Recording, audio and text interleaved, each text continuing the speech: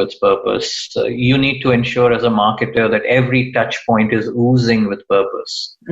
Customers feel delighted, distributors feel valued, employees feel empowered, leadership feels inspired to do better. For various reasons across all parts of an organization, I'd say marketing needs to be the chief advocate. Interesting. So without question, they're the champion, even though you need real commitment at all levels of the company, whether it's the top level and so on. And I guess that's especially true for what we might be calling a corporate brand or a purpose-led enterprise, a purpose-led organization. No, it's wonderful to hear, because I think that the role of marketing is often to be the heart and the mind of an organization through both strategy and then creating that emotion to make that strategy come to life. But now, you know what, we've talked a bit, we've touched on language and semantics just a bit, and purpose, of course, is now reaching that marketing buzzword status. If you could coin a new word or phrase for purpose, would you, or what would it be? Well, I think the two words that come to mind are compass or North Star. I think. What did you, compass or North Star? Yeah. Yeah. I think you need to use words that people are familiar with. You can't just create something out of the blue.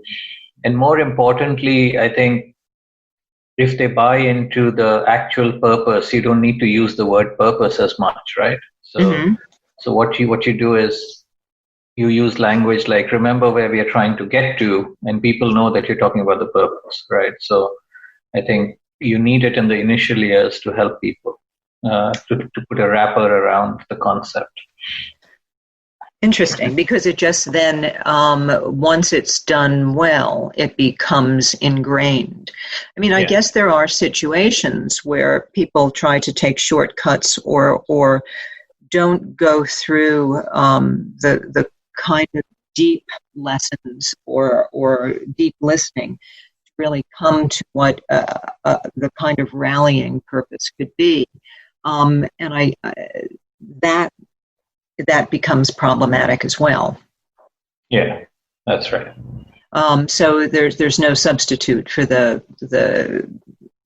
time involved. Well, then what would you say is the next evolution of purpose? I think there are three types of organizations here that we can think about. There are many who have no purpose statement, or they have something very superficial. I'd say focus on re-articulating, resetting course for the future.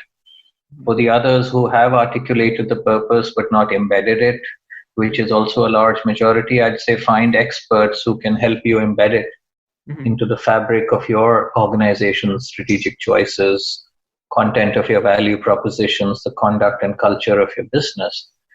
And then for the minority of organizations who are well ahead of the curve, I'd say innovate. I'd say find ways to create business models that are truly path-breaking, financially sustainable, hopefully more profitable, but also changing the lives of millions and helping with the issues that the planet faces.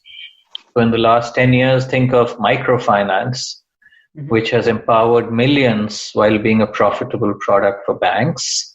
Think of mobile payments like M-Pesa in Africa that helped bring cashless banking to millions before the bank branches could be set up. Think of the rapid reductions in the cost of batteries, solar, wind over the past 20 years.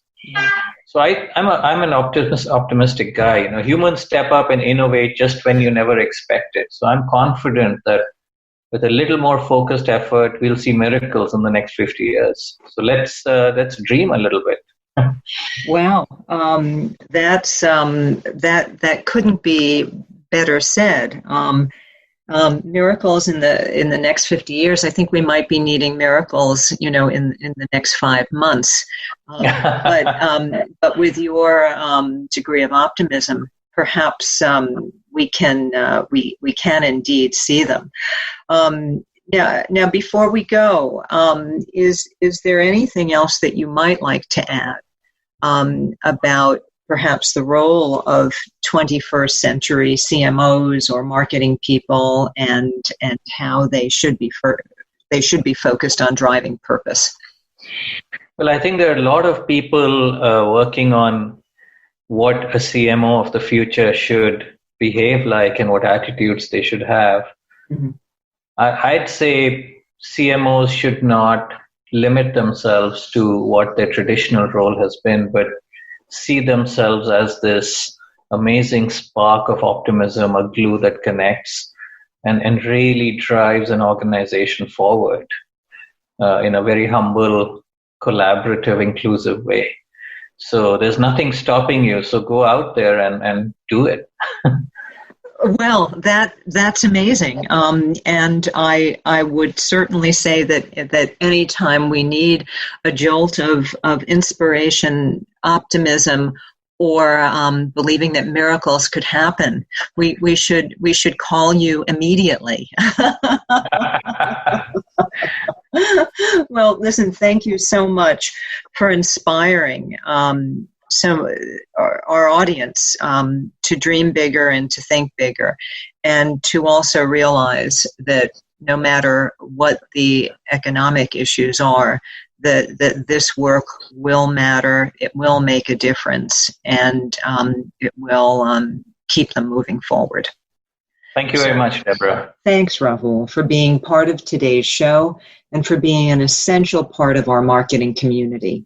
You continue to inspire our listeners to think deeply about their roles and actions and how they make a difference in the evolution of purpose-led organizations. Now back to Rick. And thanks for joining us for another Internationalist Trendsetter show hosted by Deborah Malone. To get further information on today's topic, visit the-internationalist.com, your trusted source for innovative marketing trends, best practices, aspiring to create new world standards. Have a great week. This show is brought to you by Success Made to Last. Success Made to Last is a multimedia company with a focus on you and releasing your full potential. If you want to find out more information about all the programs associated with this company, go to successmadetolast.com.